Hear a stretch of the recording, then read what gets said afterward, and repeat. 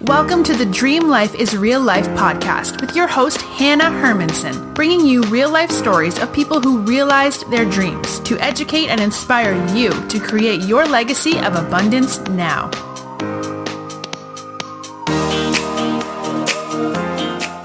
Welcome back, everyone. Today, I'm hanging out with my friend, Erika Ashley. She is an award-winning entrepreneur, writer, feminist, and TEDx speaker who leverages over a decade of press, branding, and social media marketing experience in her work as a publicist and strategist for entrepreneurs, digital influencers, and small businesses. Her clients have included Grammy-winning bands, celebrities, and entrepreneurs, and you've seen them in Refinery 29, Yahoo, Style, HGTV, ESPN-W, Cosmopolitan, Self Magazine, The Today Show, Brit Co, and countless other media outlets. When she's not helping her clients establish their brand presence or connect with their audience in the press, Erika's probably trying out a new liquid lipstick or watching RuPaul's Drag Race. You've seen Erika in Forbes, Nylon, Health, Bustle, Brit Co, HuffPost, Stewart Weddings, and more. Welcome, Erika. Hi, thank you so much for having me. I'm super excited. Yes, now you get to add you've seen Erika on Dream Life is Real Life to that long list of credentials. So such an impressive list of accomplishments that you've made in the media world for yourself and your clients. And I would love to know if this is what you were dreaming of growing up. Did you see yourself working in the media? No, actually, my dream when I was growing up as a kid was actually super original dream to be a dentist. Oh. So I actually saw myself like going to dentistry school. I guess I saw myself owning my own business, which basically is the only similarity to what I'm doing now. And I guess dentists have to find a way to communicate with people who maybe don't have a clear handle on how to communicate. So I guess maybe those things are things that were in common, but I kind of fell into PR and journalism pretty much by accident. I had the opportunity to go on a blimp ride as a 9-year-old, and that completely changed my life, number one, because it was just amazing to see the city in a different way. But number two, and more importantly, there was a reporter there from the local paper, and I was so fascinated by the fact that me riding in a blimp was worthy of the news and a reporter cared about what a 9-year-old had to say, that kind of began my love affair with the media and led me, down the path of journalism school and then, working at publications and working as a PR coordinator on the corporate side of things. But, had I not had that experience, I don't necessarily know that, I'd have gone down this path. Wow. I didn't know that piece of your story. I did know we had a lot in common. And now you and I both thought we were going to be dentists when we were, in grade school. My younger brother and I actually had a blueprint drawn up for what our dentist office was going to look like when we went into business together. Yeah, I think I wanted to be a dentist mostly because my childhood crush was on my dentist. So I think I wanted to be a dentist because I just thought my dentist was super cute. The way to their heart would to be exactly like them. Mm-hmm. Exactly. Yeah. Awesome. So you pursued journalism and you said you worked in corporate?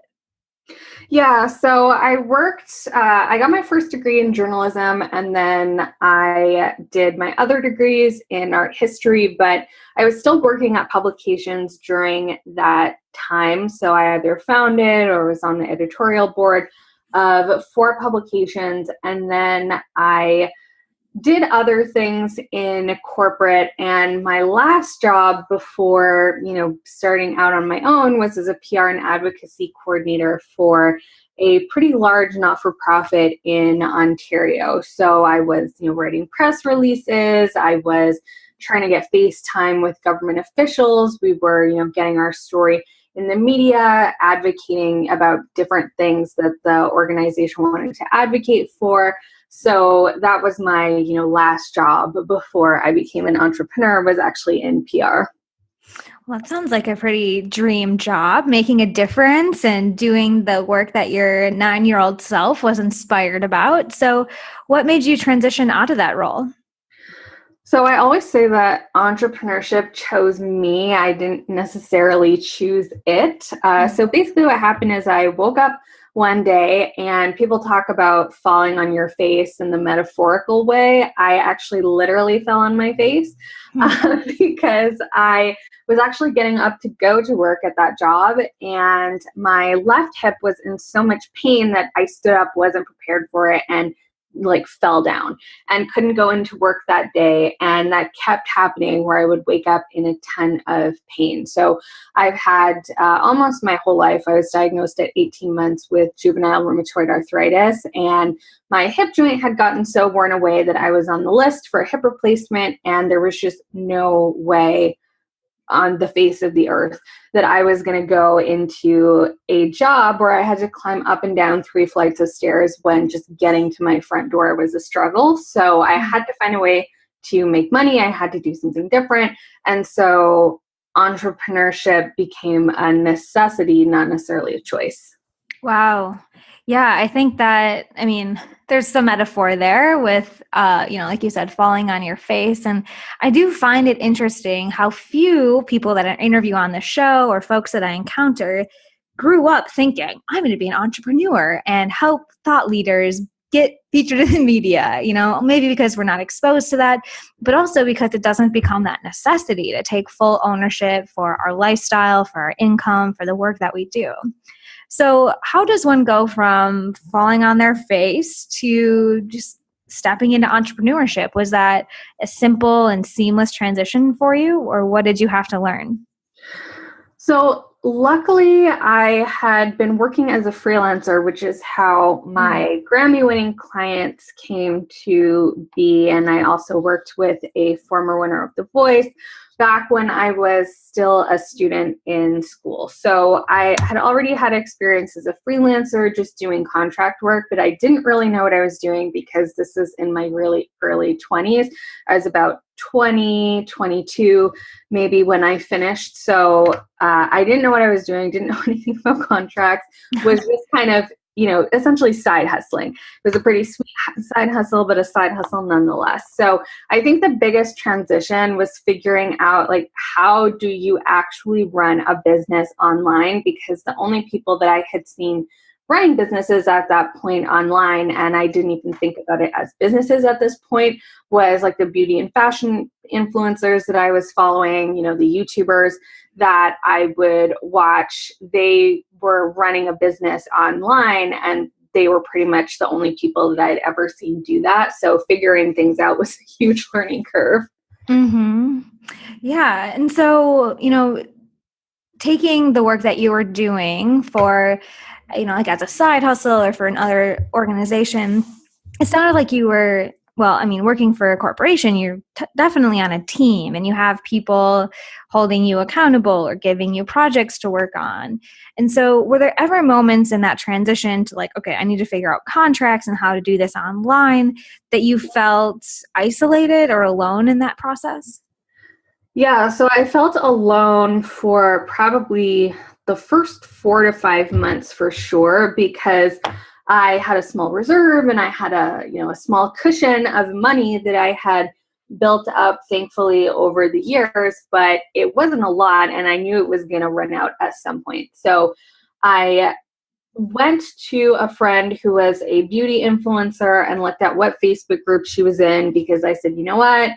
Maybe I'll, throw my hand and throw my hat in the ring at being a beauty and fashion influencer more full time. I'd kind of done it on the side, but had never, made a go at it of making it a career. And so I spied on the Facebook groups that she was in, and she was actually in a lot of entrepreneurial Facebook groups, which is how I found the coaching industry and how I ended up hiring my first coaches.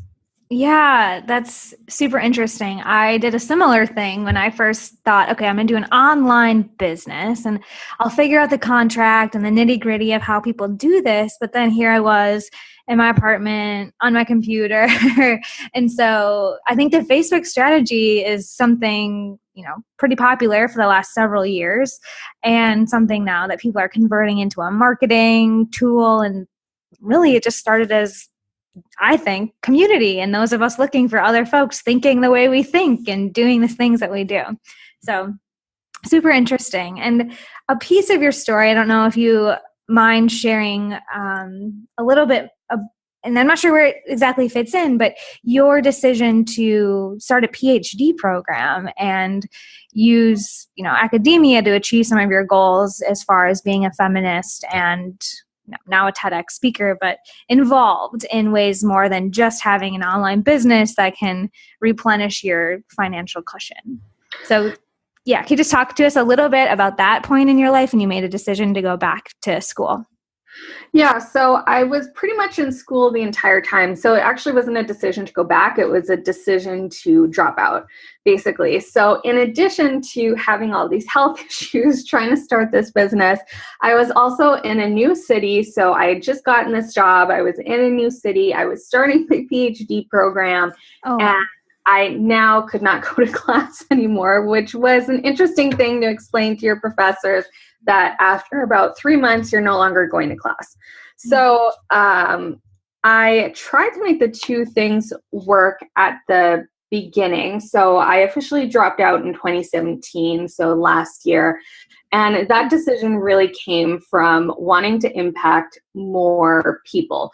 But in terms of how academia shaped my views as a feminist or how it shaped my role as a feminist, it definitely had everything to do with that, because I grew up in a really small town, a really small suburban town, and my high school graduating class was like 150 people, and the quote unquote people of color in my graduating class were like the really tan Italian kids.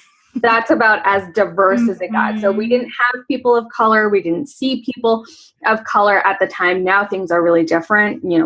Cut to 12 years after I graduated high school, things are really different. But at the time, there was no diversity. Everyone was just kind of under this belief that we were going to go to college, but ultimately kind of end up back in the same suburban area that we had grown up in. We'd probably marry someone that we'd gone to high school with, all of this stuff. And so I associated feminism just based on that kind of upbringing with being something that was very toxic and very negative and very detrimental almost to my future, because I just saw a feminist as being this like angry woman riding out on the streets. I didn't really know that to be a feminist just meant wanting gender equality and wanting the same rights that men have. And that for me in college was a huge shift when I started reading a lot of feminist thinkers, and when feminist methodology was introduced to me, I realized, whoa. A lot of the things that I learned as a teenager and as a really young person were actually really screwed up. This doesn't have to be my whole life, and I don't just have to go and get married and have kids because that's what everyone has done before me. I have the right to choose. I have the autonomy to work those things in. And so that's something that I've been incorporating more in my business. Number one, with my choice to work with primarily women and to only work with companies that have feminist values and that support feminist leadership. But it's also come in my TEDx talk, because for me, that was a really big opportunity to position myself differently and to really bring awareness to the fact that gender inequality in the workplace and even gender inequality amongst entrepreneurs doesn't really start when we hit the workplace or when we start our business. It actually starts when we're kids and we are learning as early as the age of 2 what the differences are between boys and girls. I am so glad you touched on that, and the fact that the work that you're doing in the media and the way I introduced you is completely tied to your mission as a feminist. And I think that sometimes entrepreneurs, I also grew up in a small town, and entrepreneurs can get this rap that we're just about the money, or we hustle online so that we can, fulfill these superficial goals. Yet there are so many inspiring entrepreneurs who are completely mission driven. And from an outsider's perspective, how does being in the media support women's rights? And that's exactly what you do every day. So thank you for sharing that. Yeah, thank you. And one of the things that I love most about what I do is that I strongly believe that if younger women have more positive adult female role models that are showing up in the media, that it gives them something to aspire to, or gives them people to contact for mentorship or people to follow, especially with social media. It makes it so easy for young women to see that they have other options. But if no one's pushing those stories, and if no one's putting women front and center into media narratives, then it's impossible for things to change. So powerful. What advice would you give women who maybe are watching from the sidelines and consuming the media, looking out for those, progressive pieces, but wondering, where would I even start? Or am I someone that could be a leader or an entrepreneur? What would you just love to tell those, either young women or just starting out women?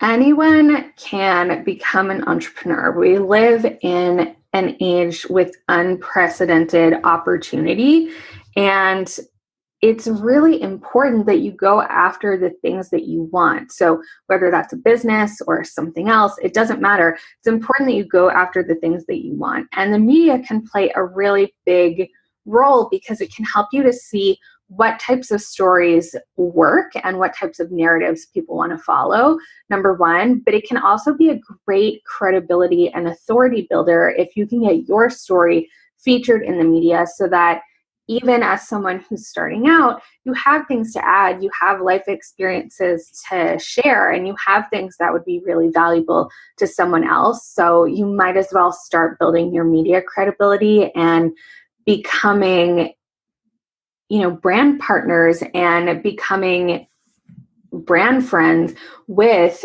these media outlets that will help you to establish your credibility quickly. And boy, the imposter syndrome hates media features because I found that the more that I'm featured in places, or I collaborate, or I make my clients go write their first book, or just do something to demonstrate your expertise in the media, you quickly prove to yourself that you do have a lot of value and your story does want to be told. So I think that's really powerful advice. Yeah, and imposter syndrome, after you do a couple of podcast interviews, once you get your first place, that wants to feature you, it really validates the fact that you have something to say. So it's not a conventional strategy. Everyone says go down the route of mindset work, but I really feel like being featured in the media is a great way to get over your imposter syndrome and build your authority in one fell swoop. It serves two purposes in one. Totally agree. Great stuff. So we are reaching what I like to call the pop quiz section. And from all of your years in education, I'm sure you will do well, even if you didn't study. I just have 3 more quick questions for you.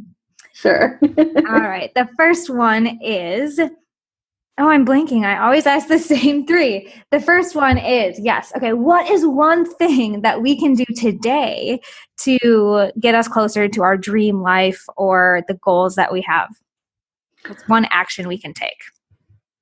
Focus consistently on your mindset and actually schedule it into your schedule, because everyone says that mindset work is important, but if you don't put it into your schedule, I found that it doesn't get done. And it's the number one thing with my clients that prevents them from doing their mindset work is they don't schedule time in their calendar for it. Yep. I've been that girl. I've been that girl that misses a couple days and then a couple weeks. And so I think scheduling it. Yeah. And I recently just implemented, I've been using the Calm app to help me do some, early morning meditation and then visualize. And I can't get out of bed until I do it. And so, maybe that's not the best practice of meditation, but it's holding me accountable. And so wherever it's going to fit into your schedule, make it a priority. Exactly. All right. The second question is, what is a tangible resource that you would encourage people to get their hands on? Maybe it's a book that changed your life or a podcast that is super helpful for you, but a tangible resource.